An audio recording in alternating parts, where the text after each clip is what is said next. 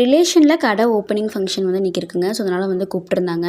So அதுக்காக morning 5:30க்கே வந்து நான் எந்திரிச்சு குளிச்சுட்டேன், ஹேர் வாஷ் பண்ணிட்டேன். ஸோ வந்துட்டு கிளிப் போட்டுட்டு அதுக்கப்புறம் ஐலைனர் போட்டு மட்டும் வச்சுட்டு அப்படி நான் கிளம்பியாச்சு. வெயில் காலம் ஸ்டார்ட் ஆனதுன்னா உள்ளே வந்து நிற்கிறது இல்லைங்க. வெளியில் இந்த மாதிரி சின்ன கண்ணாடி வச்சு இப்படியே நான் வந்துட்டு ரெடி ஆகிடுறது.